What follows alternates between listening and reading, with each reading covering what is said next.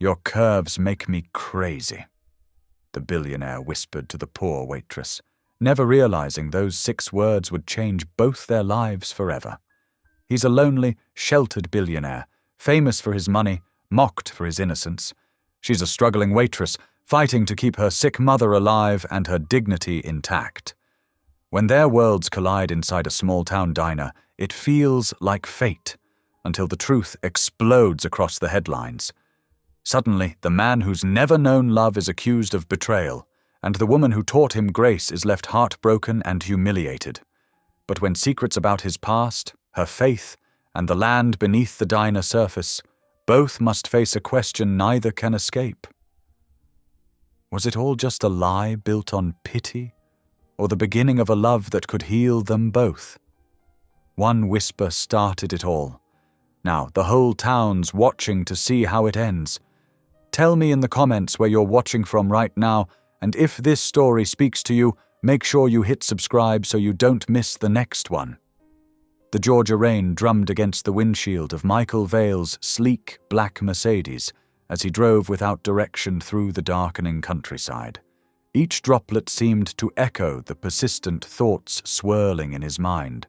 The sharp words from the board meeting, the endless speculation about his personal life, the crushing weight of expectations that came with being a 34-year-old billionaire. His fingers tightened around the leather steering wheel as he recalled the latest tabloid headline. "Virgin Tech Genius, Too Smart for Love." The words had stung more than he cared to admit. It wasn't that he chose to be alone, he simply hadn't found someone who saw past his wealth and awkwardness to the person beneath. The car's engine made an ominous sound, pulling him from his thoughts. The dashboard lights flickered once, twice, then died completely. "No, no, no," Michael muttered, guiding the failing vehicle to the shoulder of the road. The engine sputtered its last breath and fell silent, leaving him stranded in the growing darkness. Through the rain-streaked windshield, a dim neon sign buzzed in the distance. May's Diner. Its red and blue glow created a hazy beacon in the misty evening. Michael grabbed his jacket from the passenger seat, took a deep breath, and stepped out into the rain. By the time he reached the diner's door, his expensive suit was soaked through. The bell above the door chimed as he entered, announcing his presence to the nearly empty establishment. The scent of coffee and warm pie filled the air, and the soft crackle of an old radio playing country music created an atmosphere that felt worlds away from his corporate boardroom. "Welcome to May's," a cheerful voice called out. "Sit anywhere you'd like, sugar. I'll be right with you." Michael's eyes found the source of the warm greeting, a waitress with curves that defied his mathematical mind's ability to calculate. Her name tag read Tasha, and despite her faded uniform and tired eyes, she moved with a grace that caught his attention. Her smile seemed genuine, not the practiced politeness he was used to from people who recognized him. He chose a seat at the counter, watching as she filled coffee cups for the few other customers scattered around the diner. There was something soothing about her presence, the way she hummed softly while she worked, the gentle sway of her hips as she moved between tables. "Awful weather we're having," she said, approaching with a coffee pot. "Can I warm you up with some coffee?" Michael nodded, his usual eloquence deserting him. She poured the steaming liquid into a ceramic mug, and the aroma helped ground him in the moment. "You look like you've had quite a day," Tasha observed, her brown eyes kind and knowing. "We've got some fresh apple pie that might help with that." "Thank you," Michael managed, his voice softer than intended. "That would be nice." As she turned to fetch the pie, her shoe caught a wet patch on the floor, likely tracked in by his own dripping entrance. Time seemed to slow as she began to fall backward. Without thinking, Michael leaped from his stool, his arms reaching out to catch her. The world narrowed to this single moment, a solid warmth against his chest, the subtle scent of her shampoo, the surprised "oh" that escaped her lips. His heart thundered in his chest, and before his brain could engage its usual filters, words tumbled from his mouth. "Your curves make me crazy." The silence that followed was deafening. Tasha's eyes widened, and Michael felt heat rush to his face. He helped her regain her footing, wanting desperately to disappear into the floor. But to his surprise, there was no mockery in her expression, only a mix of shock and something else he couldn't quite read. I'm sorry," he stammered, returning to his seat. "That was inappropriate." Tasha smoothed her apron, a slight blush coloring her cheeks. "Well," she said finally, "that's certainly a unique way to catch someone's attention." The rest of the evening passed in a gentle blur. Michael remained at the counter, nursing his coffee and watching as Tasha went about her closing duties. She didn't treat him any differently after his outburst. If anything, she seemed more at ease, as if his moment of unguarded honesty had broken some invisible barrier. He observed her as she wiped down tables and restocked supplies, humming along to the radio's soft melodies. There was something mesmerizing about her movements, something real and unpretentious that made his usual world of corporate politics and technological innovation feel hollow in comparison. For the first time in longer than he could remember, Michael felt the knot of tension in his chest begin to loosen. The rain continued to fall outside, but here in this humble diner, watching this remarkable woman go about her ordinary tasks with such genuine grace, he found himself experiencing an unfamiliar sensation. Peace. The flickering neon sign cast alternating shadows through the windows, creating a dreamlike quality to the scene. In this moment, Michael wasn't a billionaire CEO or the subject of tabloid speculation. He was simply a man, sitting in a diner, finding unexpected solace in the presence of someone who seemed to shine with an inner light that all his wealth couldn't buy. The morning sun cast long shadows across the empty parking lot as Michael approached May's diner once again. His heart beat a little faster as he noticed Tasha through the window, already busy setting up for the day. He'd spent most of the night tossing and turning in his motel room, thinking about their peculiar encounter and his uncharacteristic outburst. The bell above the door chimed as he entered. Tasha looked up, recognition flickering across her face, followed by a warm smile that made his chest tighten. "Well, good morning, stranger," she said, grabbing a fresh mug and the coffee pot. "Back for more inappropriate compliments?" Michael felt his face flush. "Actually, I came to apologize properly for last night. I'm Mike Hale," he said, the alias coming to him suddenly. "Just passing through town." "Tasha Brooks," she replied, setting the coffee before him. "And don't worry about last night. We all say silly things sometimes." The morning crowd was thin, just a couple of regulars reading newspapers in their usual booths. Michael settled at the counter, ordering eggs and toast, watching as Tasha moved efficiently through her morning routine. There was something hypnotic about her movements, the way she seemed to dance between tasks with practiced ease. His attention was drawn to a heated conversation coming from the kitchen. An older woman with steel-grey hair emerged, her face tight with worry.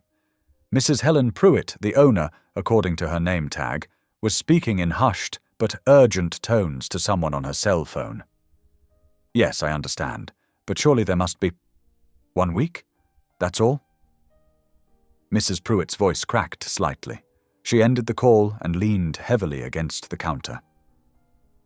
"Mrs. P?" Tasha approached her carefully. "Everything okay?" The older woman looked up, trying to compose herself. "The developers made their final offer. They're taking over the building next week. There's nothing left to negotiate." The news fell like a stone in the quiet diner. Michael watched as Tasha's smile faltered for just a moment before she forced it back into place. We'll figure something out, she said, her voice steady but her hands trembling slightly as she wiped down the counter. We always do. Oh, honey. Mrs. Pruitt sighed. I know you're trying to be brave, but this time it's different. We've got 6 other employees to think about, and everyone needs to start looking for new work. Michael could see the fear behind Tasha's carefully maintained optimism. She turned away, busying herself with reorganizing already neat condiment bottles. I need this job, Mrs. P. Mama's medicine. The mention of her mother seemed to physically pain Mrs. Pruitt. I know about Lydia, dear. I've been trying everything to keep us open. Something stirred in Michael's chest, a feeling he hadn't experienced in years. Before he could stop himself, he spoke up. Maybe I could help. Both women turned to look at him. He gestured around the diner. I'm good with my hands. The furniture could use some repairs, the walls need paint. I could do the work in exchange for meals. Mrs. Pruitt looked skeptical, but Tasha's eyes lit up. You do that. It's not much, Michael said quietly. But sometimes small changes can make a difference. After some discussion and Mrs. Pruitt's reluctant approval, Michael found himself with a bucket of soapy water and a scrub brush, working alongside Tasha during the slow afternoon hours. The physical labor was foreign to his tech-focused hands, but there was something satisfying about it. As they worked, stories emerged naturally between them. Tasha spoke about her mother, Lydia, a former schoolteacher now bedridden, but still full of wisdom and humor. Mama always says God doesn't give us more than we can handle, she said, her voice soft as she scrubbed at a particularly stubborn stain. Some days I wonder if he might be overestimating me a bit. Michael noticed how she skillfully deflected questions about herself, always turning the conversation to others. But as the afternoon wore on, during a quiet moment painting the back wall, she shared more. I had a son, she said suddenly, her brush strokes never faltering. James, he would have been 6 this year. She paused, dipping her brush in paint. The doctors said it was a rare condition. Nothing anyone could have done differently. Michael's throat tightened. I'm sorry, he managed. Me too, she replied simply. But his memory makes me stronger, helps me remember what matters. When she asked about his own family, Michael chose his words carefully. My father and we're estranged. He had very specific ideas about success, about what makes a man worthy. He focused on the wall before him, not meeting her eyes. We haven't spoken in years. That must be lonely, Tasha said gently. The simple acknowledgement of his isolation, spoken without judgment, made something crack inside him. They worked in companionable silence after that, the rhythm of their brushes creating a peaceful melody. As the day drew to a close, their efforts had made a visible difference. The walls gleamed with fresh paint, and the old booths looked considerably cleaner. Michael's muscles ached in unfamiliar ways, but he felt oddly satisfied. Wait here, Tasha said as he prepared to leave. She returned with a generous slice of apple pie wrapped carefully in foil. On the house, she insisted when he reached for his wallet. You earned it today. Later, in his sparse motel room, Michael sat on the edge of the bed, staring at the piece of pie. In his world of billion-dollar deals and corporate power plays, everything had a price, every gesture an angle. But this simple offering, given freely without expectation, moved him in ways he couldn't explain. He took a small bite, savoring the sweetness, realizing it was the first time in years someone had given him something without wanting anything in return. The pie tasted like more than just apples and cinnamon. It tasted like kindness. The early Georgia mornings held a special kind of quiet. Michael Vale found himself drawn to these peaceful hours, arriving at Lucy's diner well before the sun peaked over the horizon. The The wooden porch boards creaked under his feet as he worked, methodically sweeping away yesterday's dust and replacing burned-out bulbs in the outdoor fixtures. The routine had become oddly comforting over the past few days. Each morning, he'd park his rental car behind the diner, grab the ancient broom from the utility closet, and lose himself in the simple rhythm of manual labor. The work helped quiet his usually racing mind, giving him space to just be. On this particular morning, the door chimed softly as Tasha arrived for her early shift. She paused in the doorway, watching him work with an amused smile playing on her lips. "You know," she called out, "most people deal with insomnia by watching TV or counting sheep." Michael looked up, his cheeks coloring slightly. "The sheep weren't very cooperative," he replied, attempting humor. Tasha laughed, the sound warming the cool morning air. "At least let me make you some coffee. You're making the rest of us look lazy." Inside, the diner slowly came to life. The coffee maker gurgled, and the familiar scents of bacon and fresh bread began to fill the air. Michael finished with the porch and moved on to checking the light fixtures inside, carefully balancing on a stepladder. "You don't have to do all this," Tasha said, sliding a steaming mug across the counter toward him. "The cleaning service used to handle most of it before—" She trailed off, both of them knowing the financial struggles that had forced Mrs. Pruitt to cut back on such services. "I like it," Michael said simply, accepting the coffee. "It helps clear my head." "From what? Secret government conspiracies?" She grinned, then softened her teasing. "You never really said what brings you to our little town." Michael took a long sip of coffee, buying time to craft his careful half-truth. "Just needed a break from everything. Sometimes life gets too loud, you know?" Tasha nodded, understanding in her warm brown eyes. "Well, you picked a good spot for quiet. Though fair warning, the breakfast rush might challenge that peace in about an hour." The morning progressed steadily, with Michael finding small tasks to keep himself useful while trying not to get in the way of the regular staff. He noticed how Tasha moved through the space with practiced grace, remembering every customer's preferences and greeting many by name. The peaceful atmosphere shattered when Joey Martinez, a local known for his drinking habits, stumbled in around 9 o'clock. His eyes, bloodshot and unfocused, fixed on Tasha as she carried plates to a nearby table. "Hey, sugar," he slurred, loud enough for the entire diner to hear. "Still carrying all that extra weight around? Shame. Pretty face like yours." Before Tasha could respond, Michael was there, positioning himself between them. His voice came out quiet but firm. "Sir, I think you should leave." Joey squinted at him. "Who are you supposed to be? Her boyfriend?" He laughed harshly. "What, you like 'em big?" Michael's hands clenched at his sides, but his voice remained steady. "I'm someone who believes everyone deserves to be treated with respect. Please leave before we have to call the sheriff." Something in Michael's calm determination must have registered through Joey's alcohol-addled brain. After a tense moment, he muttered something under his breath and shuffled towards the door. The diner remained quiet for several moments after he left. Tasha touched Michael's arm gently. "Thank you," she said softly, "but I'm used to handling guys like that." "You shouldn't have to be," Michael replied, his voice still tight with controlled anger.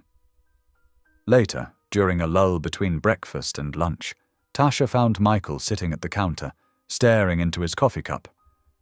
She slid onto the stool next to him. "That was pretty brave earlier," she said. "Most people don't like confrontation." Michael shrugged. "I don't either, actually. But sometimes staying quiet feels worse." They sat in comfortable silence for a moment before Tasha spoke again. "Can I ask you something personal?" He nodded, though she noticed his shoulders tensed slightly. "Have you been hurt before? By someone, I mean. You seem so careful with people, like you're afraid to get too close." Michael's laugh held no humor. "Actually, it's the opposite. I've never—" He swallowed hard. "I've never been close enough to anyone to get hurt. Never been in love, never even kissed anyone." Tasha started to laugh, but the sound died in her throat when she saw his expression. The vulnerability in his eyes struck her deeply. This wasn't the confession of someone arrogant or superior, but of someone who had somehow missed fundamental human connections along the way. "Oh," she said softly. "Oh, Mike." He stared down at his hands. Pathetic, right?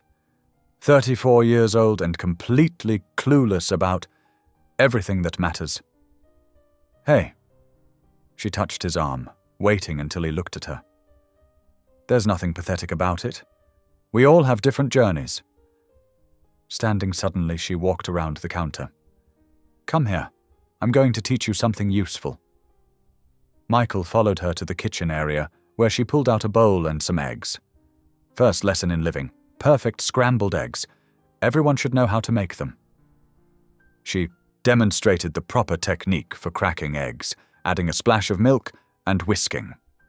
When it was Michael's turn to try, his movements were hesitant but eager to learn. Their hands brushed as she adjusted his grip on the whisk, and neither pulled away immediately. "The secret," she explained, her voice softer than necessary in the quiet kitchen, "is to keep the heat low and be patient. Good things take time." As they worked together, the morning light filtered through the windows, casting warm patterns across the worn linoleum floor. Michael's first attempt at scrambled eggs was far from perfect, but his proud smile when Tasha declared them definitely edible lit up his entire face. They shared the slightly overcooked eggs at the counter, laughing about his intense concentration during the cooking process. For the first time in longer than he could remember, Michael felt something shift inside him, a warmth that had nothing to do with the Georgia sun and everything to do with the woman sitting beside him, teaching him about more than just eggs. The sound of their laughter mingled with the usual diner noise, coffee cups clinking, the sizzle of the grill, the gentle murmur of conversations. But underneath it all was a quieter rhythm, the steady rebuild of hope in two hearts that had forgotten how to dream. By Wednesday, the morning routine at the diner had shifted into something that felt wonderfully familiar. Michael arrived just before sunrise, his footsteps on the creaky porch as reliable as the roosters crowing in the distance. Tasha would find him sweeping or fixing something before she even unlocked the front door, his shy smile greeting her through the window. They worked in comfortable synchronization, Tasha starting the coffee while Michael wiped down tables, sharing quiet conversations as the sun climbed higher. The other waitresses had stopped giving them curious looks, accepting Mike as part of their makeshift family. "You need to eat more," Tasha insisted that afternoon, wrapping up a generous portion of Mrs. Pruitt's meatloaf. "I can't have my handyman running on empty." She added 2 thick slices of apple pie, still warm from the oven. Michael started to protest. "You don't have to—" "Hush now." She cut him off with a gentle smile. "Consider it payment for fixing that wobbly table by the window. Besides, motel food is terrible for the soul." He accepted the containers, touched by the simple kindness. "Speaking of fixing things," he gestured toward the front of the diner. "I noticed the sign's been acting up." The neon sign had been flickering more than usual lately, its warm glow sputtering like a dying firefly. Tasha sighed. "Mrs. Pruitt says it's not worth repairing since—" She didn't finish the sentence. They both knew the diner's days were numbered. "Let me take a look anyway," Michael offered. His fingers itched to do something useful, to preserve this small piece of comfort he'd stumbled into. "Later. That afternoon, Tasha watched through the window as Michael carefully worked on the sign, his movements precise and focused. Thunder rumbled in the distance, but he kept working until the familiar red glow steadied, burning bright against the darkening sky. He had just climbed down when the first fat raindrops began to fall. By the time he made it inside, the sky had opened up completely, sheets of rain drumming against the roof. Perfect timing, Tasha said, flipping the sign to closed as the last customer hurried out. Though it looks like we might be stuck here for a bit. The storm intensified quickly, lightning illuminating the empty parking lot in stark flashes. Thunder boomed overhead, making the windows rattle. I don't mind, Michael said softly, helping her stack the chairs on tables. It's peaceful in a way. They settled at the counter with fresh coffee, listening to the storm rage outside. The diner felt different after hours, more intimate, like a shelter from the world. How do you do it? Michael asked suddenly, breaking their comfortable silence. Keep your faith in people, I mean, after everything you've been through. Tasha wrapped her hands around her coffee mug, considering his question. It hasn't always been easy, she admitted. When my son passed, I was angry at God, at the world, at everyone. But my grandmother, she used to say that faith isn't about never doubting. It's about finding your way back to belief, even when it's hard. Michael nodded slowly. Your grandmother sounds wise. She was. Tasha smiled at the memory. She taught me that everyone's carrying something heavy. Sometimes the kindest thing we can do is help them set it down for a while. Lightning flashed again, closer this time. The lights flickered once, twice, then went out completely, leaving them in sudden darkness. Hold on, Tasha said. Michael heard her moving carefully in the dark, followed by the scratch of a match. Warm candlelight bloomed as she lit several emergency candles kept behind the counter. The soft light cast dancing shadows on the walls, creating a cocoon of warmth in the darkness. Tasha settled back onto her stool, humming softly, an old gospel tune that seemed to rise and fall with the storm outside. Michael closed his eyes, letting the melody wash over him. It reminded him of something half-remembered from childhood, perhaps his mother singing before she left. The thought should have hurt, but somehow, in this moment, it felt like healing. That's beautiful, he whispered when she finished. What is it? His eye is on the sparrow, she replied. My grandmother taught it to me. She said it's about finding joy even in dark times. Michael opened his eyes, studying her face in the candlelight. Tell me about your mistakes, she said gently. The ones you can't forgive yourself for. He tensed, but something about the storm-dark diner and flickering candlelight made it easier to speak.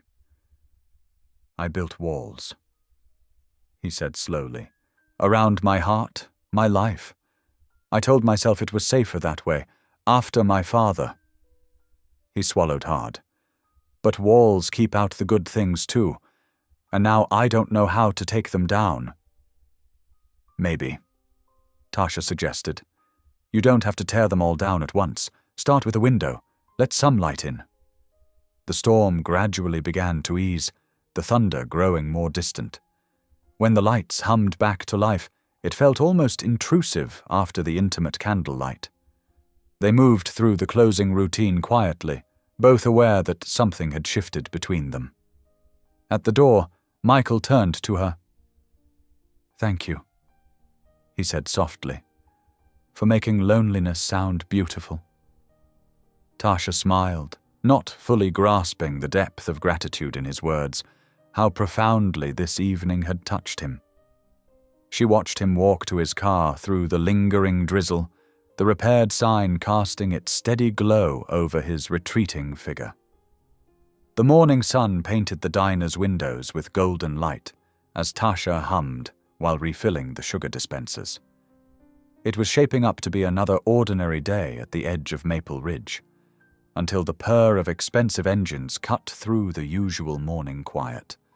Two black luxury cars, gleaming like polished obsidian, pulled into the gravel parking lot with practiced precision. The sight was so out of place that several regular customers paused mid-bite to stare. "Well, would you look at that?" Mrs. Pruitt muttered from behind the counter. "Must be lost." The calm shattered as car doors flew open. Men with cameras burst out, their equipment hanging from their necks like weapons. They rushed toward the diner's entrance, shoving each other aside in their haste. The bell above the door jangled violently as they poured in, cameras already flashing. The peaceful breakfast crowd recoiled from the sudden invasion of light and noise. "Michael Vale!" one of them shouted. "Mr. Vale, over here!" Tasha froze, sugar dispenser suspended in midair. Her eyes found Michael across the room, where he stood with a coffee pot in his trembling hand. The color had drained from his face. "Mr. Vale, is this some kind of publicity stunt? Why are you working in a diner? Is this a mental breakdown?" The questions came rapid fire, each accompanied by more camera flashes. Regular customers began gathering their things, scrambling to escape the chaos. Michael remained rooted to the spot, looking smaller somehow than he had moments before. "Mike?" Tasha's voice cracked on the single syllable.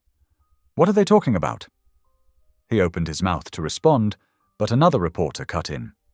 "Michael Vale, CEO of Vale Technologies, estimated net worth $4.2 billion. Care to comment on why you're bizzing tables?" The coffee pot slipped from Michael's grip, shattering on the floor. The dark liquid spread across the linoleum like spilled ink, but no one moved to clean it up. The silence that followed felt heavier than the previous chaos. "Tasha," Michael started, taking a step toward her. "I can explain. A billionaire?" Her voice was barely above a whisper. "All this time." Mrs. Pruitt pushed through the crowd of reporters, her face thunderous. "Everyone out! This is private property!" But the damage was done. Within hours, the story was everywhere. The headline blazed across social media and news sites. "Virgin billionaire Michael Vale found working at small-town diner." Photos of Michael in his borrowed apron filled every screen, along with speculation about his mental state and snippets about the diner's financial troubles. The lunch rush was a nightmare of curious onlookers and more reporters. Mrs. Pruitt had to lock the doors, but people pressed their faces against the windows, pointing and taking pictures with their phones. When the crowd finally thinned, Tasha confronted Michael in the back of the diner, away from prying eyes. Her hands were shaking, but her voice was steady with anger. "Was this funny to you?" she demanded. "Watching me worry about bills while you sat on billions? Listening to me pour my heart out about my son, my struggles? Was I just some kind of charity case?" "No." Michael's face was anguished. "Tasha, please. I used the alias because I needed to escape. My father's company, the pressure, the constant scrutiny. I just wanted to be normal for once, to be seen as a person, not a headline." "You lied to me," she said, tears welling in her eyes. "Every single day you looked me in the face and lied. I trusted you. I defended you when people said you were strange. She cut herself off, wiping angrily at her cheeks. "I never meant to hurt you," Michael whispered. "These past days have been the most real thing I've ever experienced. You made me feel—" "Don't." Tasha held up a hand. "Just don't." Mrs. Pruitt appeared in the doorway, her expression grim. "Mr. Vale," she said formally, "I'm going to have to ask you to leave. This attention, it's bad for business, bad for the town." Michael nodded slowly, his shoulders slumping. Without another word, he untied his apron and placed it carefully on the counter. He walked toward the front door, past the curious faces still pressed against the glass. Tasha watched him go, her heart a tangle of anger and something else she couldn't name. The The setting sun caught the windows, making them blazer orange and gold, but the warmth didn't reach inside. The diner felt hollow now, like someone had scooped out all the joy and left only echoes. Through the window, she saw Michael climb into one of the waiting black cars. He paused for a moment, looking back at the diner, at her, but she turned away.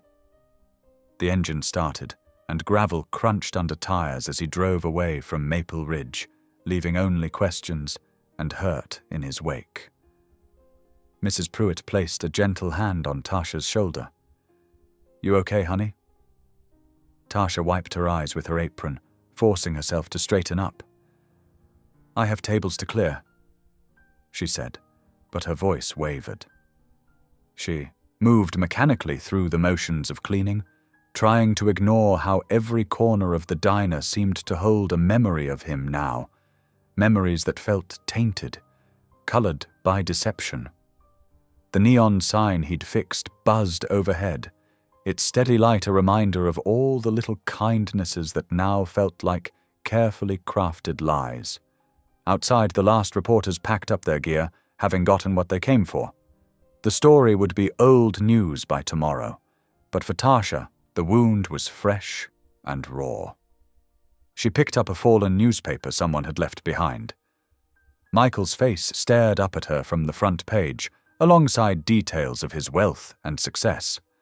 The man in the photo looked nothing like her Mike, the quiet, awkward man who had swept the porch at dawn and blushed at her teasing. She crumpled the paper and threw it away, wishing she could dispose of her feelings just as easily. 3 days crawled by like molasses in winter. The diner's bell still chimed, coffee still brewed, but everything felt different. The familiar comfort of Maple Ridge's favorite gathering spot had been replaced by an atmosphere thick with whispers and sideways glances. Tasha felt their stares as she moved between tables. Mrs. Henderson, usually so kind, leaned close to her friend and muttered, "To think she caught the eye of a billionaire." The words stung like tiny paper cuts, each one small but painful. "Coffee refill?" Tasha asked an elderly couple, forcing brightness into her voice. "Sure thing, honey," the wife said, then added in a stage whisper to her husband, "That's the one who had that thing with the rich fella." Tasha's hands trembled slightly as she poured, but she steadied them. She'd learned long ago that dignity wasn't about what others said. It was about how you carried yourself through the storm. Meanwhile, just outside town, Michael Vale sat in a rented cabin, staring at his laptop without really seeing it. Dozens of missed calls from his executive team blinked on his phone. Email notifications piled up like autumn leaves. His PR director had sent another urgent message. "Return to Atlanta immediately. We need to get ahead of this story. Deny any romantic involvement. Frame it as research for a new tech initiative. Your board is getting nervous." Michael closed the laptop with a soft click. The cabin's wooden walls felt both like a sanctuary and a prison. Through the window, he could see the town's lights twinkling in the distance. Somewhere down there, Tasha was probably serving coffee, probably hating him. He picked up his phone, typed out, "I'm sorry," for the 100th time, then deleted it again. What good were words now? He'd broken something precious, trust freely given, friendship honestly offered. Back at the diner, Tasha's shift ended early so she could care for her mother. The evening bus dropped her off at their modest home, where the autumn wind rustled through overgrown grass. Inside, Lydia Brooks sat propped up in her bed, flipping through an old photo album. "There's my girl." Lydia smiled, patting the bed beside her. "Sit with me a minute." Tasha sank down, letting her mother's familiar lavender scent wash over her. "Tough day?" Lydia asked, running gentle fingers through her daughter's hair. "They won't stop talking about it," Tasha admitted. "Every customer has some comment or question, even Jimmy, the mechanic. He asked if I could introduce him to any rich friends." She tried to laugh, but it came out hollow. Lydia closed the photo album and took her daughter's hand. You know, when your father left us, I thought all men with money were the same. Selfish, always reaching for more. But time taught me something important. Not every rich man's heart is poor. Mama, please, Tasha protested. Michael lied to me. To everyone. Did he? Lydia's voice was soft. Or did he just want what you give everyone who walks into that diner, a chance to be seen for who they are, not what they have? Tasha didn't answer, but her mother's words followed her through her evening routine, helping Lydia with her medication, preparing tomorrow's meals, sorting through bills that seemed to multiply like rabbits. Later that night, after the last customer had gone and the kitchen was spotless, Tasha went through her closing routine. The familiar tasks usually brought comfort, but tonight each action felt heavy with memory. This was where Michael had fixed the wobbly table. There was where he'd taught her to repair the ancient coffee maker. As she headed for the door, something caught her eye. A brown envelope lying on the floor, as if someone had slipped it under the door. Her heart jumped as she picked it up. Inside were hospital bills, her mother's hospital bills, each one stamped with big red letters. Paid in full. The writing on the envelope was unmistakable. She'd seen it on dozens of order tickets over the past week. Michael's neat, precise handwriting. No note, no explanation, just quiet help offered from the shadows. Tasha's legs gave out, and she sank into the nearest booth. The bills scattered across the table like fallen leaves, each one representing thousands of dollars she'd been struggling to pay. The weight of it all, the kindness, the hurt, the confusion, crashed over her like a wave. Lord, she whispered into the empty diner, her voice cracking. I don't understand. Help me see clearly. Help me know what's right. Her tears fell onto the bills, making tiny dark spots on the paper. The diner's neon sign hummed outside, casting alternating patterns of light and shadow through the windows. Tasha sat there for a long time, surrounded by evidence of both deception and generosity, her prayer hanging in the quiet air like mist. In the distance, a train whistle echoed, long and lonely in the Georgia night. Somewhere in his cabin, Michael sat awake too, watching the same moon through his window, carrying his own weight of regret and longing. The bills lay spread out on the table, telling a story of their own, one of quiet care, of seeing someone's need and meeting it without fanfare. But they also raised questions that had no easy answers. What was the price of truth? What was the value of trust? And could either be bought or earned back, once broken? Tasha gathered the bills with trembling hands, carefully placing them back in the envelope. The diner's old clock ticked steadily on the wall, counting moments in a night that seemed endless. Outside, crickets sang their autumn song, oblivious to human hearts and their complicated tangles of love, hurt, and hope. The evening sky darkened early, heavy clouds rolling in from the west like a thick blanket being pulled across the horizon. Tasha pulled her worn denim jacket tighter around her shoulders as she walked along the quiet streets of Maple Ridge. The first drops of rain began to fall, gentle at first, then growing steadier with each passing minute. She'd stayed late at the diner again, losing herself in work to avoid thinking about the hospital bills hidden in her bag. The rhythmic tap of rain against the sidewalk matched her footsteps as she made her way home, streetlights casting long shadows through the misty air. A car's headlights approached from behind, their glow reflecting off the wet pavement. Tasha moved closer to the edge of the sidewalk, but the vehicle slowed beside her. Her heart skipped a beat as she recognized the sleek black sedan. The passenger window rolled down, revealing Michael's face. He was soaked, his usually neat hair plastered to his forehead, his expensive shirt clinging to his shoulders. His hands gripped the steering wheel so tightly his knuckles had gone white. "Tasha," he said, his voice barely audible above the rain. "Please, can we talk?" She kept walking, raindrops mixing with the tears she refused to acknowledge. "I think you've said enough, Mr. Vale. I left the company," he blurted out, keeping pace with her slow walk. "I walked away from everything." That made her stop. She turned to face him, rain streaming down her face. "What?" "I resigned as CEO this morning." His words tumbled out in a rush. I couldn't go back to being that person, the one who hid behind boardroom walls and never really lived." Tasha crossed her arms, fighting the urge to believe him. "Why should I care? You lied to all of us, made us look like fools." Michael pulled the car to a complete stop and got out, not bothering with an umbrella. The rain immediately soaked through his clothes as he came around to stand before her. "I never meant to hurt anyone, especially not you. For the first time in my life, I found somewhere I belonged, somewhere real." "Real?" Tasha's voice cracked. Was any of it real? The man who fixed our coffee maker and swept our porch at dawn.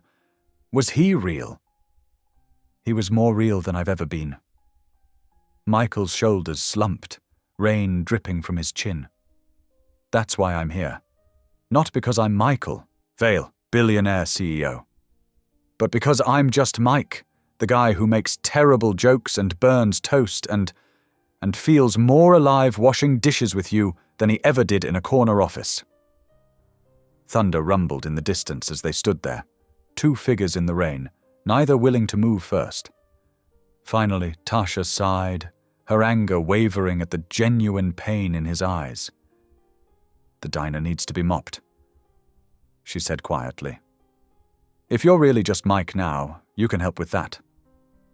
Relief flooded his face. He nodded, not trusting himself to speak. They drove to the diner in silence, the wipers keeping time with their thoughts.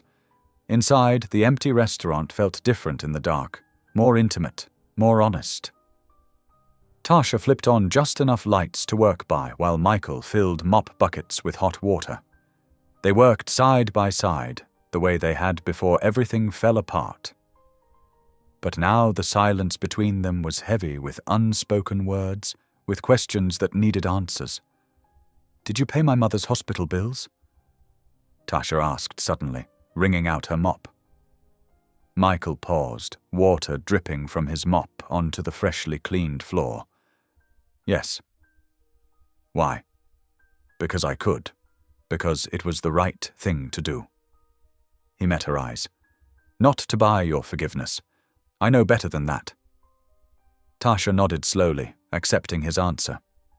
They continued working, the sound of rain against the windows, providing a gentle backdrop to their movements. "I never had friends before," Michael said after a while, his voice soft. "Real friends, I mean. People who liked me for me, not my money or my company.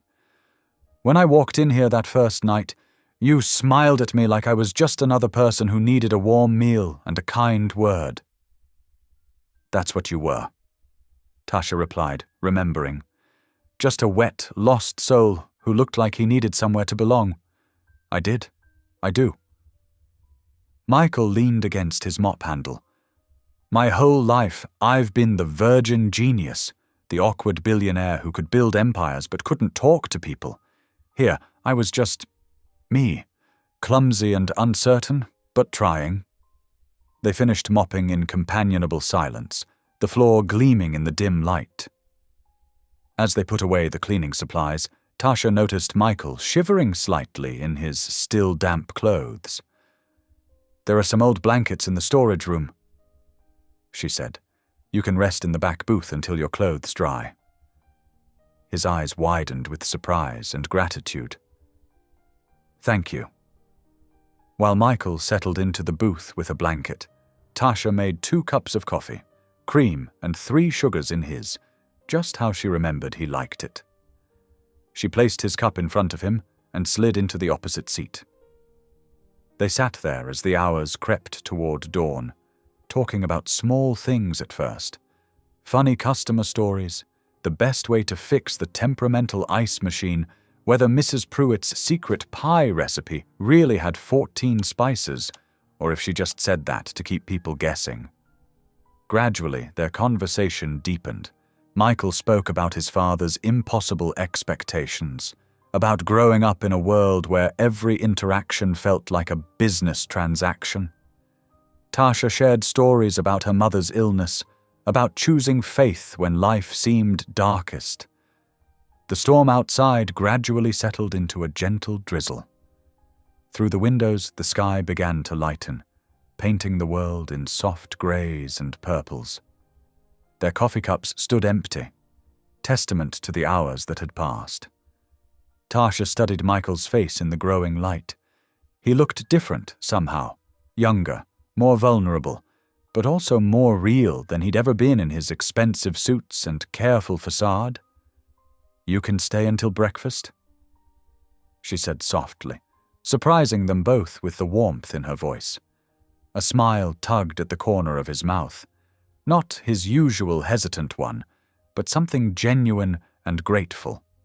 Neither of them spoke the word forgiveness, but it hung in the air between them, as fresh and clean as the morning after rain. The following week brought subtle changes to Maple Ridge's beloved diner. Each morning, townspeople noticed something new: fresh white paint brightening the weathered siding, wobbly tables standing firm again, cheerful red geraniums blooming in wooden boxes beneath the windows. Sarah Miller, who ran the flower shop down the street, mentioned it first during her morning coffee. "Place hasn't looked this good in 20 years, she said, running her hand along a newly varnished counter. "Someone's putting love back into these old walls." Tasha noticed too, of course. She'd arrive each morning to find another repair completed, another improvement made. The ancient coffee maker that had sputtered and steamed now purred like new. The cracked vinyl booths had been recovered in soft burgundy leather that matched the diner's original decor. "Anonymous donor," Mrs. Pruitt would say with a knowing look whenever anyone asked. Best not to question good fortune. But Tasha did question it. She saw the local workers coming and going, Tom Watson fixing the electrical, Bobby Chen installing new kitchen equipment, the Martinez brothers redoing the parking lot. These weren't corporate contractors. They were neighbors, friends, people who'd eaten at her tables for years. One quiet afternoon, while Mrs. Pruitt counted the day's receipts, Tasha caught her studying an invoice with an odd expression. "What is it?" Tasha asked, wiping down the counter nearby. Mrs. Pruitt pressed her lips together, then slid the paper across the counter. "Notice anything strange about this letterhead?" Tasha examined the document. It was from Ridge Valley Contractors, a company she'd never heard of. The address listed was a post office box in Atlanta. "I did some digging," Mrs. Pruitt said quietly. "That company was incorporated 3 weeks ago. Want to guess who owns it?" Tasha's heart skipped. "Michael." Mrs. Pruitt nodded. "He's routing all the payments through this dummy corporation. Probably thinks he's being clever." She shook her head. "That boy needs to learn you can't hide much in a small town." That evening, after the dinner rush, Tasha found Michael in the storage room, organizing shelves with the same careful attention he'd once given to corporate spreadsheets. The sight of him, sleeves rolled up, dark hair slightly mussed, made her pause in the doorway. "Ridge Valley Contractors?" she said softly. He stiffened, but didn't turn around. "Mrs. Pruitt told you." "Why didn't you just tell me yourself?" Michael finally faced her, his expression uncertain. "Would you have accepted the help if I had?" "That's not the point." Tasha crossed her arms. "We talked about honesty, Michael, about trust." "I know." He ran a hand through his hair, a gesture she'd come to recognize as nervous habit. I wanted you to have what I took away. When the media circus hit, it hurt your business, your reputation. I couldn't leave that broken." The simple sincerity in his voice melted her anger. She remembered how he'd looked that first night in the rain, lost, seeking something real in a world that had always kept him at arm's length. "You didn't have to do all this," she said softly. "Yes, I did." His eyes met hers. "This place, it's more than just a building. It's where people come together, where they find comfort and connection. It's where I found—" He trailed off, color rising in his cheeks. Tasha felt warmth spread through her chest. "Found what?" "Hope," he finished quietly. "A reason to be better." After that conversation, something shifted between them. The awkwardness that had lingered since his return faded, replaced by a comfortable rhythm. Their evenings took on a familiar pattern. She'd teach him the proper way to serve pie. "You can't just plop it on the plate, Michael. You have to present it with pride." And he'd show her how to use spreadsheets to track inventory and expenses. "See?" he'd say, pointing to the screen of the laptop he'd brought in. "Now you can project your supply needs based on past sales patterns." "Show me that formula again," she'd reply, leaning close enough to catch the clean scent of his soap. "I want to understand how it works." The locals began to accept Michael's presence again, particularly when they saw how he treated Tasha. There was a gentleness in their interactions that spoke of something deeper than mere friendship. When he handed her a coffee, their fingers would brush. When she explained a diner procedure, he'd listen with complete attention, as if her words were precious. One night, after a particularly busy evening, they sat together at the counter, sharing the last slice of peach pie.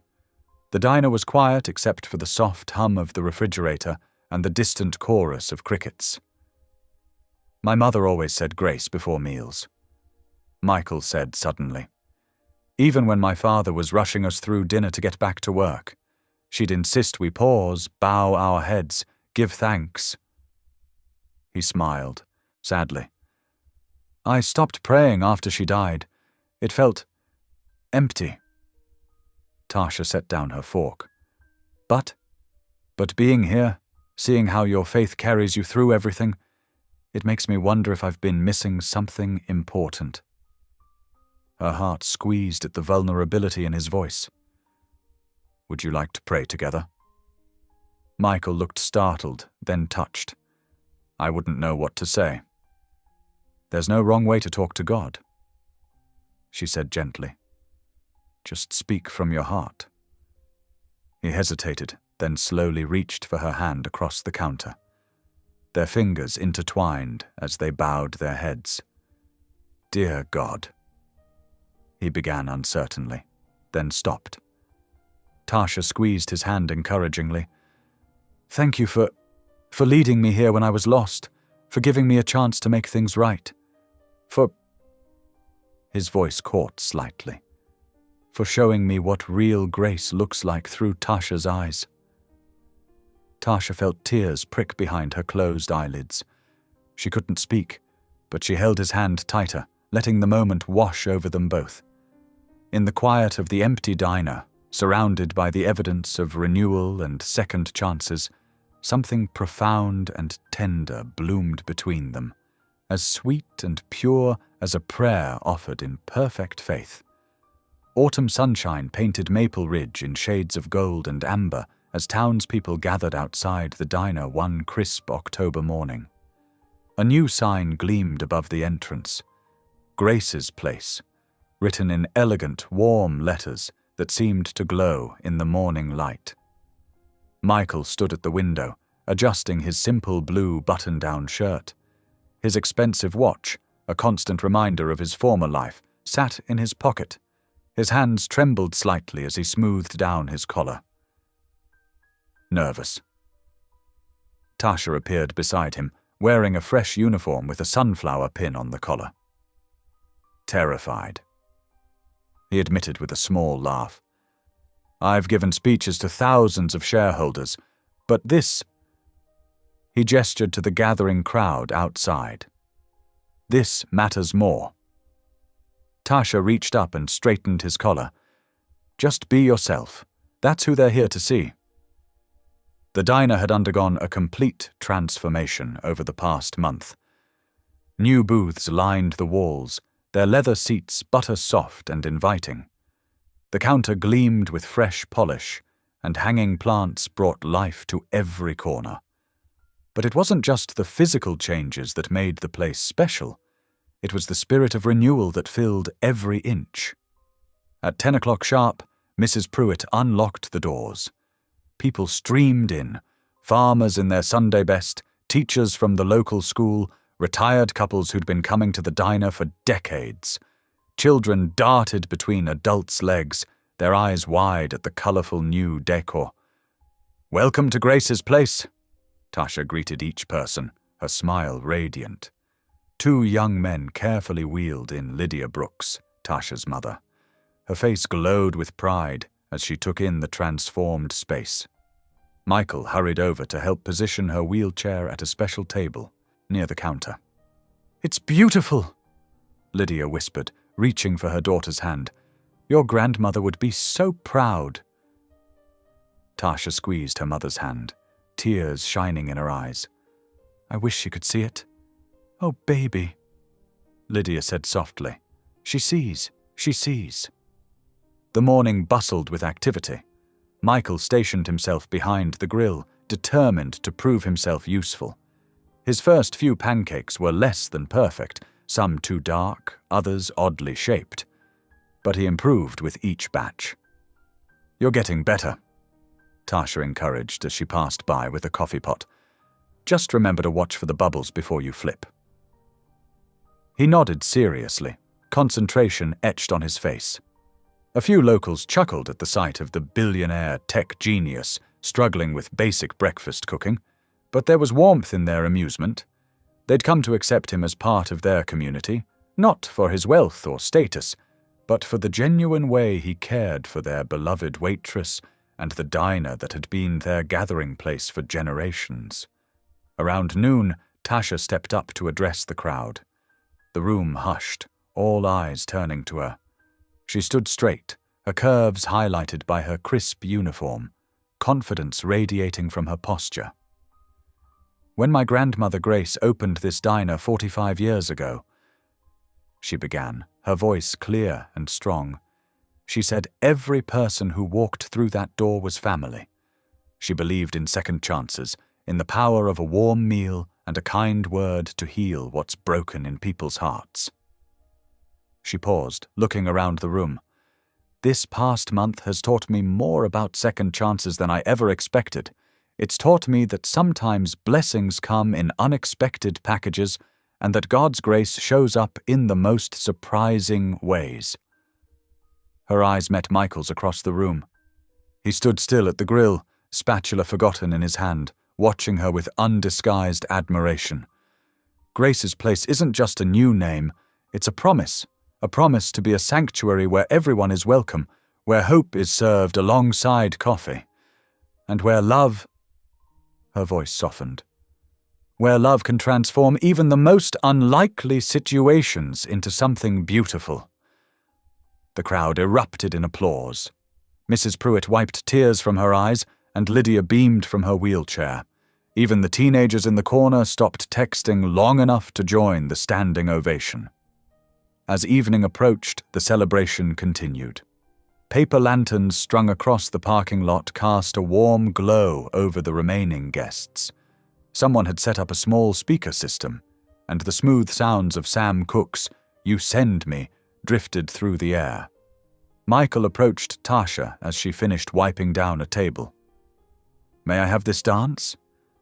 he asked quietly, extending his hand. She looked up, surprised and pleased.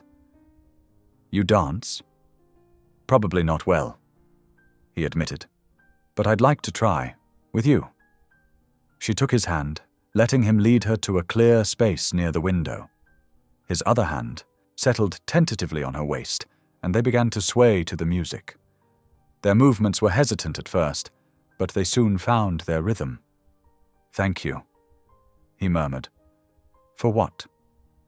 "For giving me a chance, for showing me what it means to truly live." The last guests began to leave, calling out final congratulations. Mrs. Pruitt locked the door behind them, then discreetly retreated to the kitchen, leaving Tasha and Michael alone in the dimly lit dining room. They continued their slow dance, moving closer as another song began. The space between them disappeared until Tasha could feel Michael's heartbeat against her chest. She looked up, meeting his gaze. Time seemed to stop. Michael's hand trembled slightly as he lifted it to cup her cheek. Tasha's breath caught in her throat. Slowly, with the gentleness of a first snowfall, he lowered his lips to hers. The kiss was soft, uncertain, filled with wonder. Tasha's hand slid up to his shoulders as she returned the kiss with equal tenderness. It felt like a benediction, like grace made tangible. When they finally parted, both were shaking slightly. "I've been waiting my whole life for that," Michael whispered, his forehead resting against hers. Tasha smiled, tears glinting in her eyes. "Some things are worth waiting for." They stood there in the gentle glow of the lanterns, holding each other close as the music played on.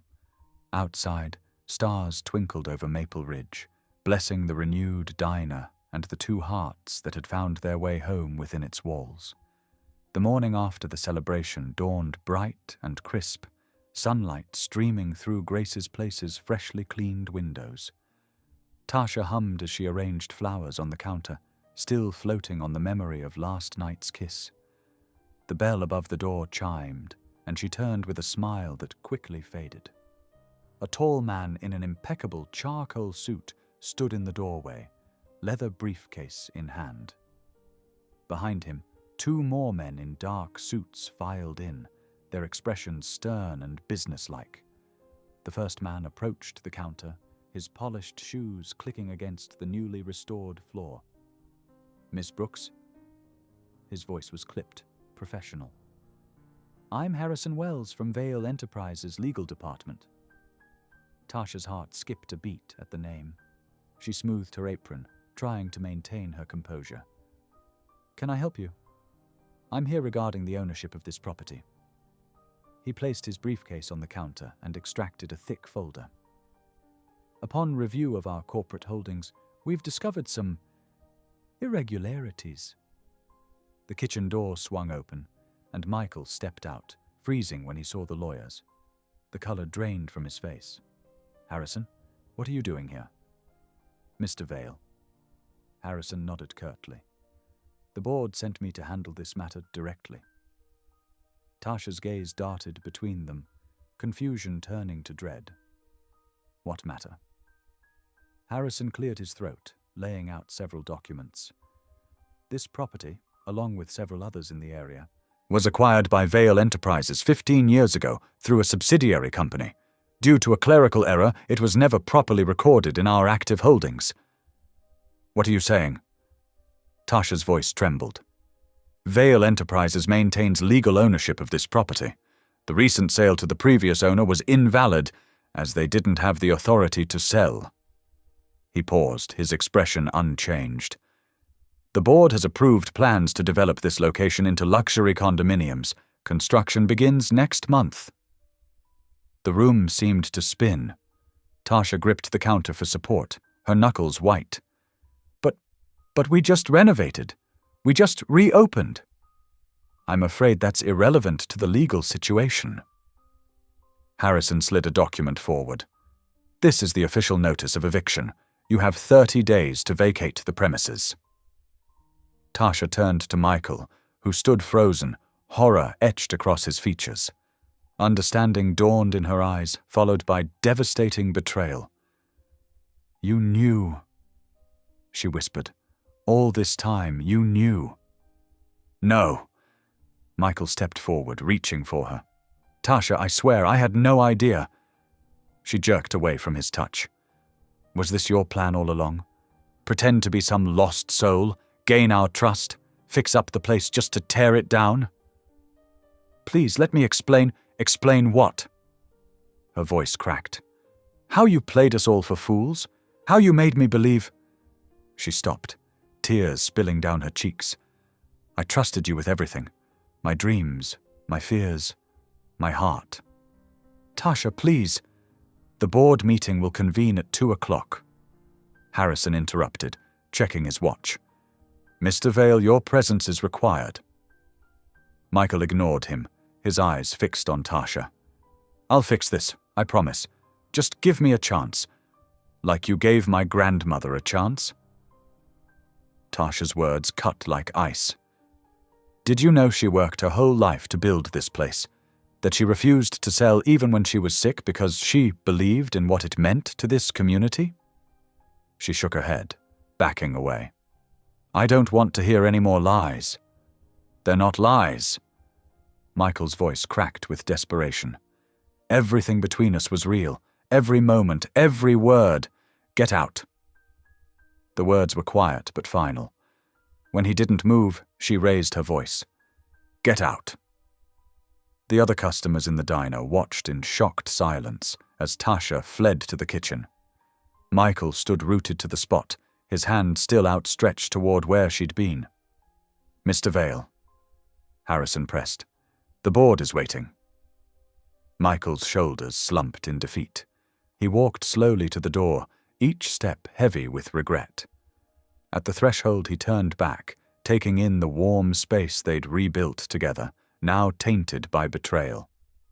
That evening, after hours of futile arguments with the board, Michael returned to his motel room.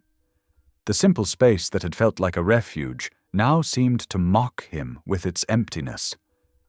He packed his belongings with mechanical movements, his mind replaying Tasha's tears, the hurt in her eyes. At the desk, he pulled out a piece of paper. His hand shook as he wrote, Tasha, you taught me what grace feels like. I'll spend my life proving it wasn't wasted. Michael. He drove to the diner in the dark, slipping the note under the door. Through the window, he could see the flowers she'd arranged that morning, already beginning to wilt. The neon sign they'd fixed together cast a lonely glow on the empty parking lot. In his car, Michael gripped the steering wheel, his forehead resting against it as tears finally came. The man who'd arrived in Maple Ridge seeking escape now fled again, leaving behind not just a building, but the first real home his heart had ever known. The note lay on the floor inside the dark diner, words of promise written in ink that wouldn't dry, waiting for morning light that would bring no comfort to either broken heart. The autumn chill crept into Maple Ridge as weeks stretched into a lonely parade of empty days. Tasha stood at her kitchen window, steam from her coffee cup fogging the glass as she watched leaves scatter across her front yard. The morning paper lay unopened on her counter, its headlines screaming news she wasn't ready to face. Finally, with trembling hands, she unfolded it. The front page made her breath catch. Tech billionaire Michael Vale shocks Wall Street, resigns as CEO, sells entire stake in Vale Enterprises. The words blurred as she read further.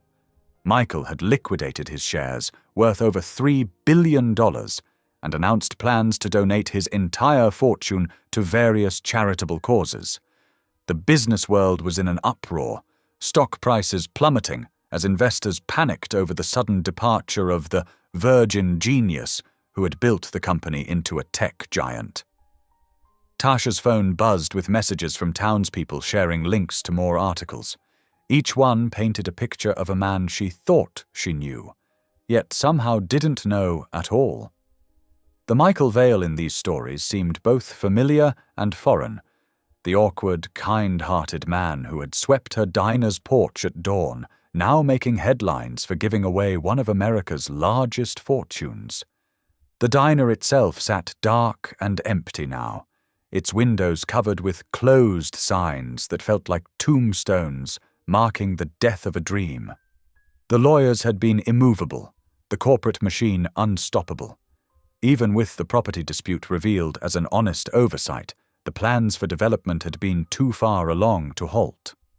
Rather than let her community go hungry, Tasha converted her modest home kitchen into an impromptu gathering spot.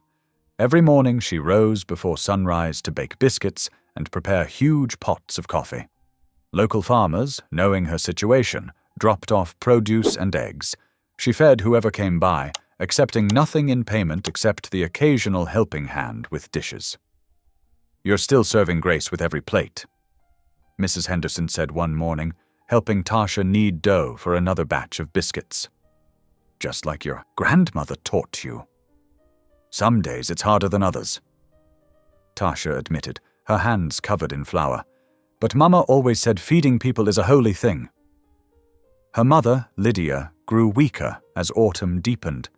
The hospital bills Michael had paid gave them precious extra time together, but there was no stopping the inevitable decline. Tasha spent her nights by her mother's bedside, reading from worn family cookbooks and sharing memories of better days. One crisp morning, as sunlight painted patterns on her mother's hospital room wall, Lydia opened her eyes with unusual clarity. "Come here, baby," she whispered, patting the bed beside her. Tasha sat carefully, taking her mother's fragile hand. "I'm here, Mama." "You've been carrying so much pain," Lydia said, her voice thin but steady. "About the diner, about him." "Mama, please don't worry about—" "Listen to me," Lydia interrupted, squeezing her daughter's hand with surprising strength. "Grace doesn't end where pain begins. Remember that.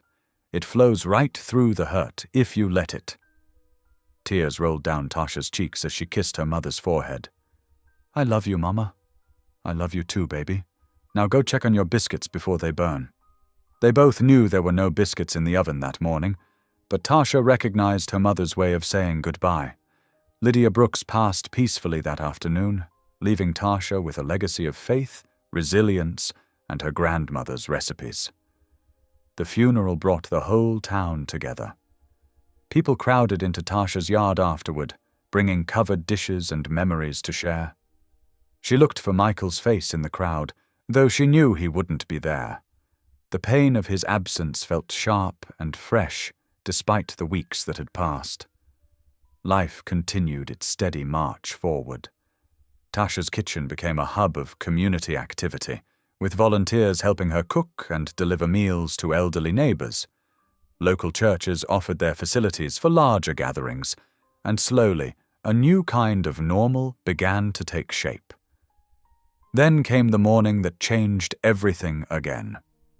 Tasha was mixing pancake batter when Mrs. Henderson burst through her screen door, waving a newspaper. "Have you seen this?" she asked breathlessly. "Have you read it yet?"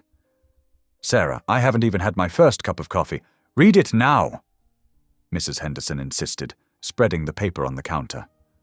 "Look." The headline hit Tasha like a physical force.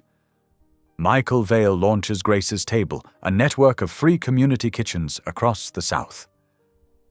The batter bowl slipped from her hands, splattering across the floor as she read. Michael had used his fortune to establish a foundation dedicated to creating, gathering places where anyone could come for a free meal and company. The first locations were already opening in small towns across Georgia, South Carolina, and Alabama. But it was the quote that broke her completely. Every person deserves a place where they can be seen, heard, and fed with dignity. Michael had told reporters, "I learned that from someone who showed me what grace really means. This network honors her grandmother's legacy of feeding bodies and souls." Tears fell freely as Tasha sank into a kitchen chair. The article detailed how each location would be staffed by local volunteers, serving traditional Southern comfort food alongside friendship and support. The foundation would also provide job training and small business guidance to help communities build sustainable food-based enterprises. "He kept his promise," Tasha whispered, touching the words on the page. "He really kept his promise." Mrs. Henderson wrapped an arm around her shoulders. "Of course he did, honey. That man may have made mistakes, but loving you wasn't one of them." As if on cue, more people began arriving with their own copies of the paper, filling Tasha's kitchen with excited chatter. The pancake batter was forgotten as they passed around coffee and tissues, reading portions of the article aloud and sharing their thoughts. "Look at this part," someone called out. "They're going to teach people your grandmother's biscuit recipe." And here, they're naming the first location Grace's Original Table, right here in Georgia.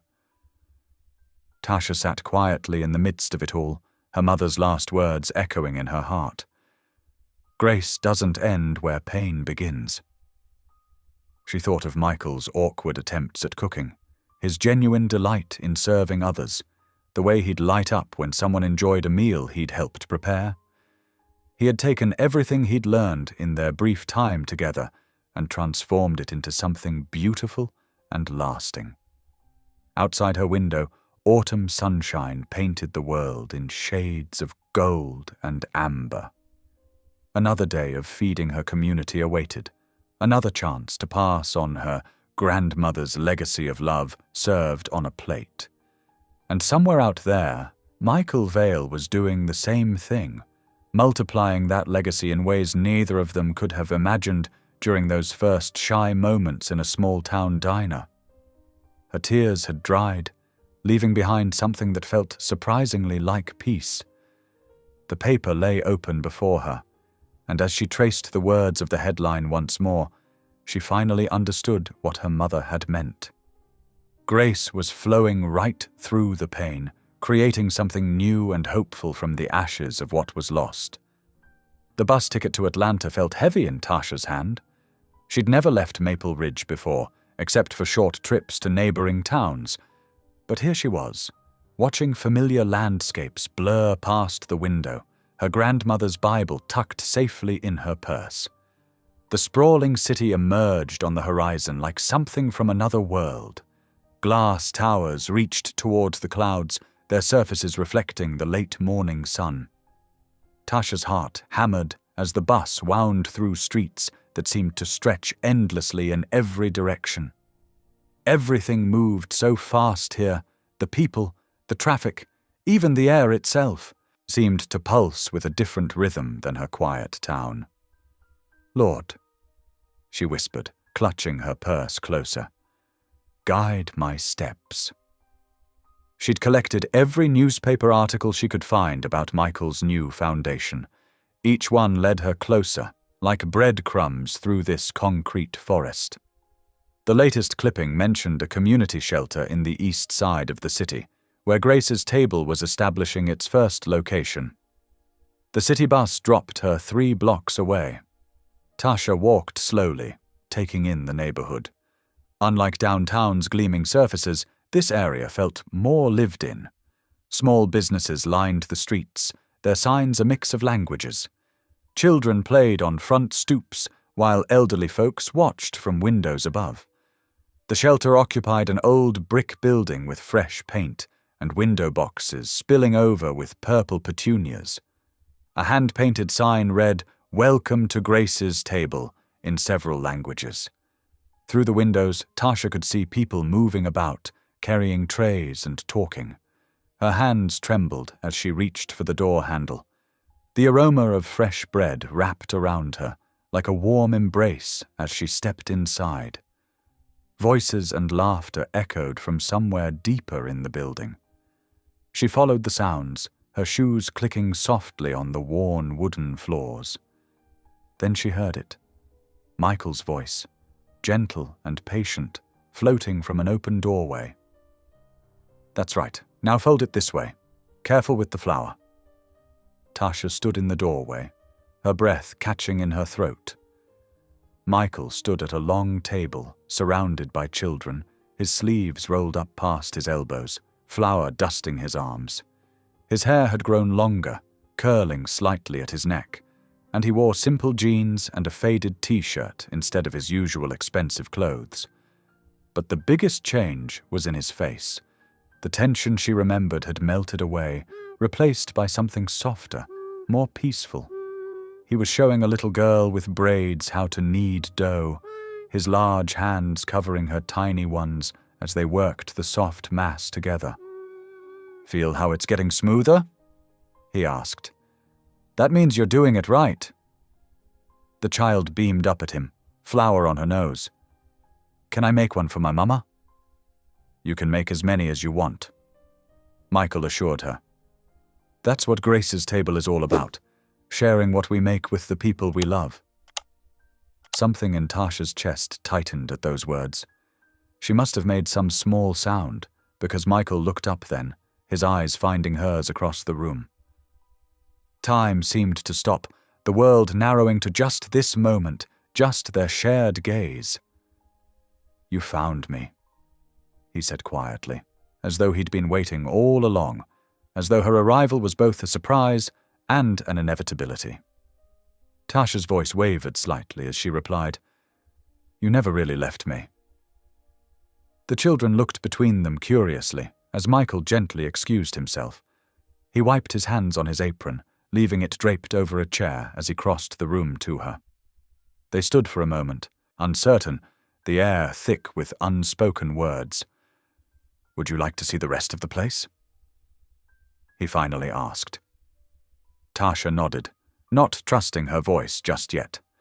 Michael led her through the building, showing her the kitchen where volunteers prepared meals, the dining room where people gathered at round tables, the small library corner filled with well-loved books. "We serve breakfast and dinner every day," he explained.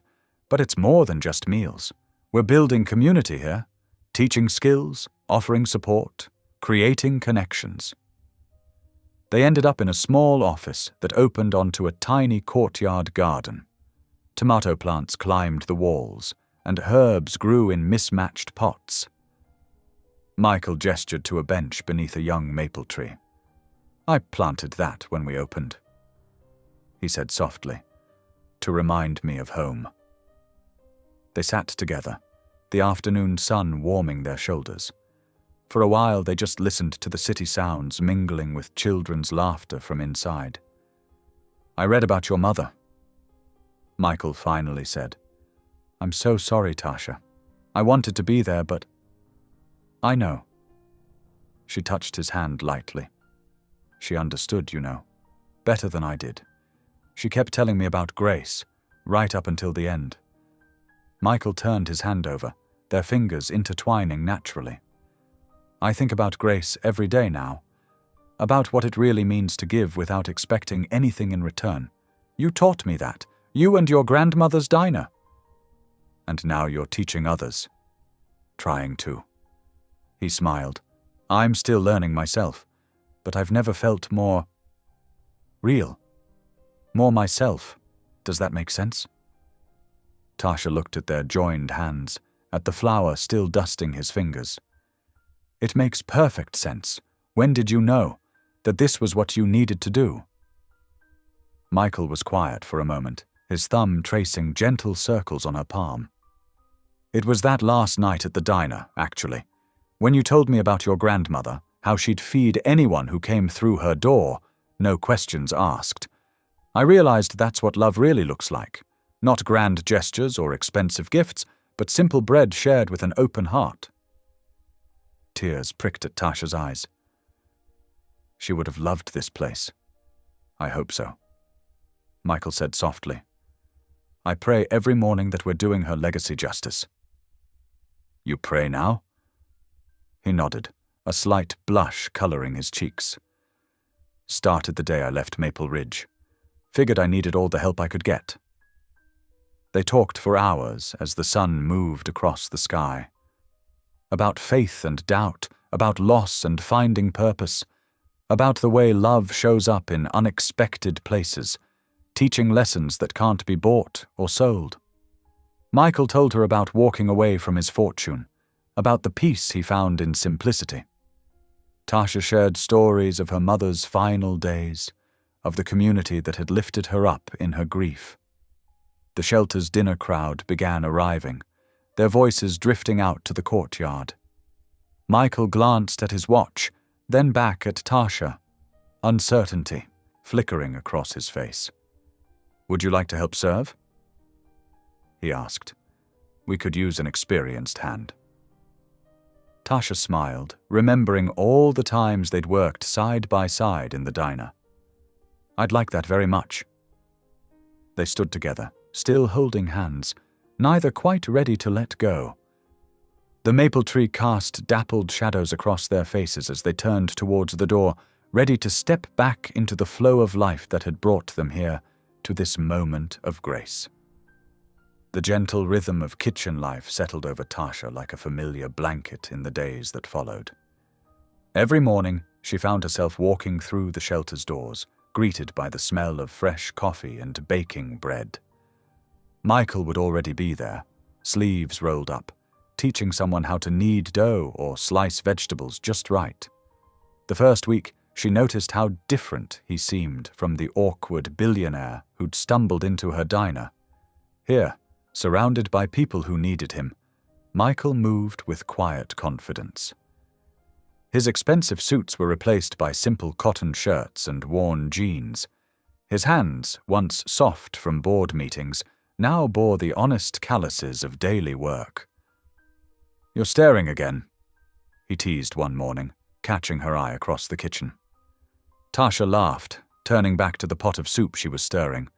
"Just making sure you don't burn those onions. Some things never change." Their old pattern fell back into place naturally. She would stir while he served, their movements synchronized like dancers who'd never forgotten the steps. The kitchen staff, mostly volunteers and people getting back on their feet, watched them with knowing smiles. "You two make it look easy," Sarah, a young mother of 3, commented one day as she helped prep vegetables. "That's because we learned the hard way," Tasha replied, sharing a meaningful look with Michael. The children who came to the shelter quickly adopted Tasha as their favorite storyteller. During quiet afternoons, she'd gather them in the reading corner, sharing tales of her grandmother's diner and the magic of sharing meals with strangers. Michael would pause his work sometimes, just to listen, his eyes soft with understanding. One rainy Tuesday, while they were cleaning up after lunch, Michael finally spoke about his departure from Maple Ridge. "I never meant to stay away forever," he said quietly, wiping down tables. I needed to prove something to myself."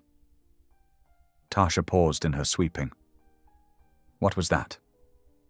"That I could give without owning, that I could love without trying to control everything."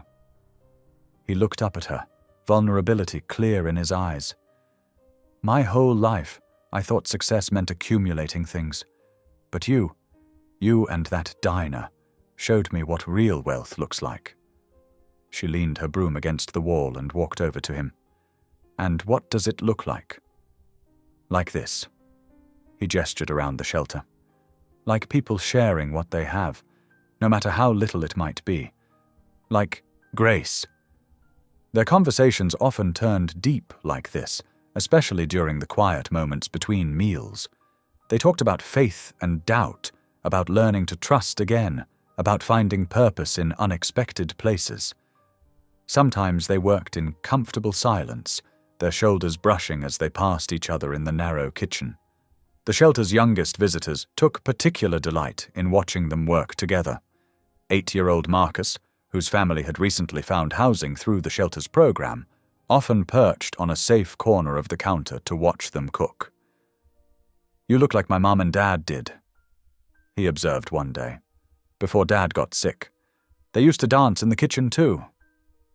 Tasha and Michael exchanged surprised glances, not having realized they'd been swaying to the old radio's music. The children's art wall slowly filled with drawings of the shelter, many featuring 2 figures, one tall and slightly awkward, one curvy and smiling, always standing close together. Neither Michael nor Tasha mentioned these pictures, but both found their eyes drawn to them throughout the day. 3 weeks after Tasha's arrival, the children presented them with their masterpiece. They'd spent days working on it in secret, supervised by the shelter's art teacher.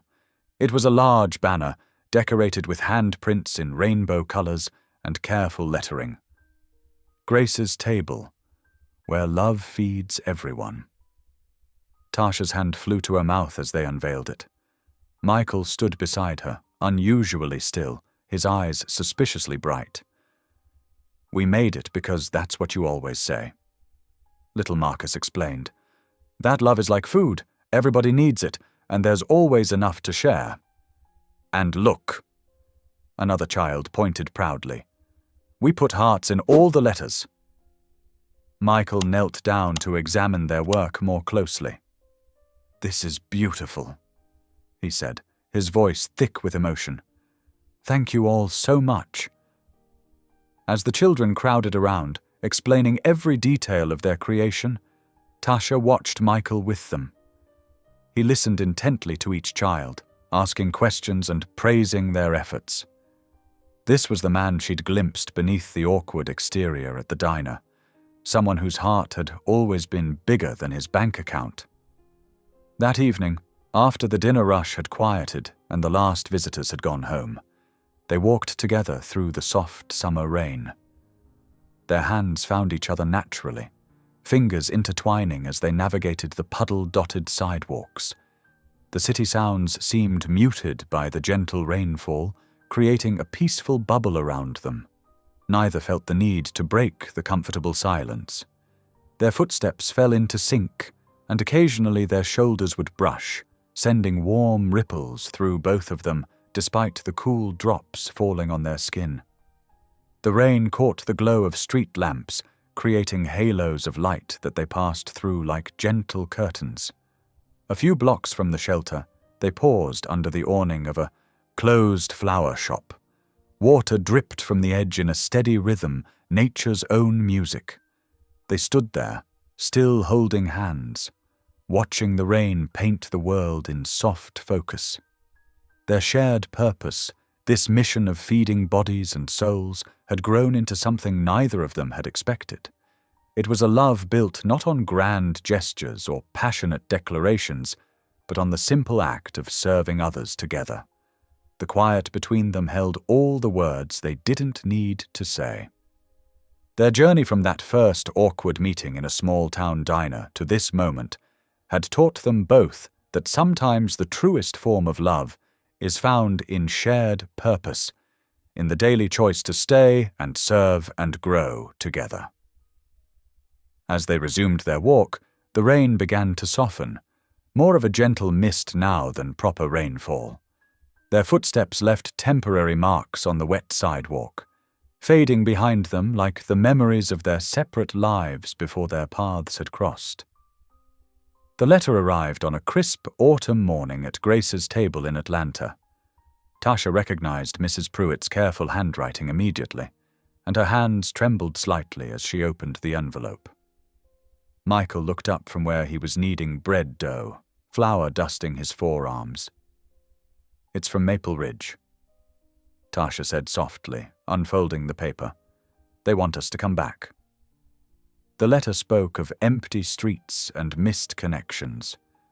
The town wasn't the same without the diner's warm lights and welcoming atmosphere. They'd collected signatures, over 300 names, asking for Grace's place to return, this time as part of the non-profit network Michael had built. They remember us, Tasha whispered, tears welling in her eyes. They want us home. Michael wiped his hands on his apron and moved closer to read over her shoulder. What do you think? He asked gently. Are you ready to go back? The drive to Maple Ridge felt different this time. Instead of running away or searching, they were returning with purpose. The familiar countryside rolled past their windows, trees painted in autumn colors.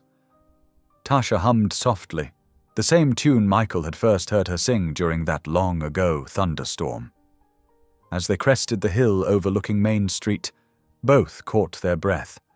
A crowd had gathered outside the old diner, holding handmade signs, "Welcome home," and "We missed you." Mrs. Pruitt stood at the front, dabbing her eyes with the tissue. I can't believe this, Tasha murmured as they parked. Before they could even step out of the car, cheers erupted. The same people who had once whispered and gossiped now rushed forward with hugs and handshakes. We were wrong about you both, Old Joe, the retired mailman, said gruffly to Michael. A man who gives away his fortune to feed strangers? That's the kind of rich we need around here. The restoration began the very next day. This time, the whole town pitched in. Teachers brought their students to paint murals on the walls. Local carpenters donated their time to rebuild booths. Women from the church brought food for the workers. Michael and Tasha worked alongside everyone else, their vision expanding with each passing day. They converted the storage room into a training kitchen. The back office became a career counseling center. They installed computers for job searches and GED classes. "We're not just feeding bodies," Tasha explained during a planning meeting. "We're feeding dreams." They hired Sarah, a single mother of 3 who'd been struggling since her divorce. Then came James, a veteran who needed a fresh start. Local teenagers signed up for after-school shifts, learning both job skills and responsibility. The night before the grand reopening, Tasha stood in the empty diner, running her hand along the freshly polished counter. Michael found her there, lost in thought. "I keep thinking about Mama," she said quietly. "She always said grace finds us when we least expect it." Michael wrapped his arms around her from behind, both of them gazing at their reflection in the window. "She was right. Look at all the grace that's grown from this place." The morning of the reopening dawned clear and bright. The line stretched around the block, familiar faces mixed with new ones, all waiting to be part of this renewed community. As Michael prepared to cut the ribbon, soft music began playing through the speakers. "Amazing Grace," Tasha's mother's favorite hymn. Tasha's eyes filled with tears as the familiar melody washed over the crowd. She squeezed Michael's hand, remembering all the Sunday mornings her mother had sung this very song while making breakfast. The ribbon fell away to more cheers, and people began flowing into the diner. The new staff moved with growing confidence, serving coffee and welcome in equal measure.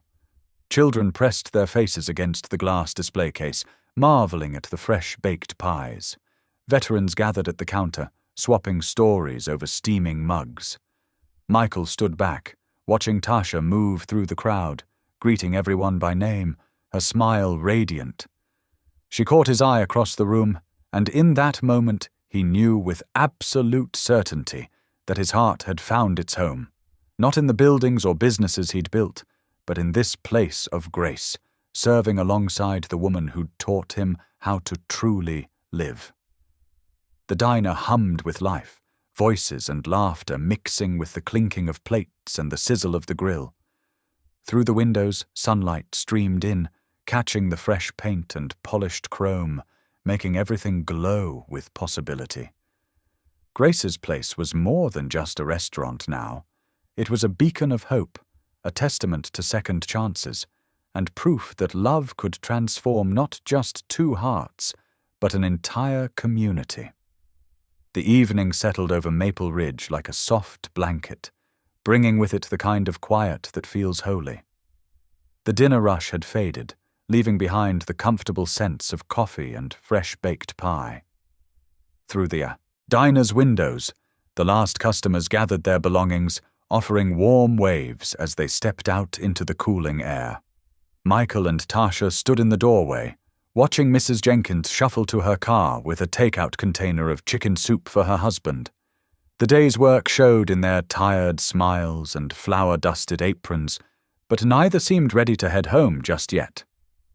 "Want to sit a while?" Tasha asked, gesturing to the wooden porch chairs they'd restored together.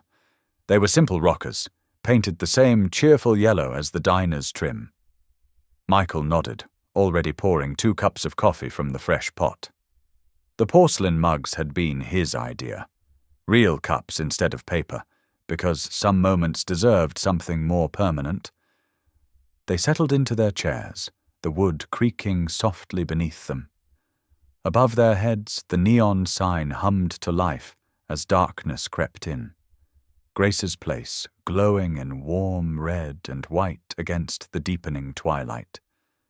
The mountains stood like gentle giants in the distance, their peaks catching the last orange rays of sunlight.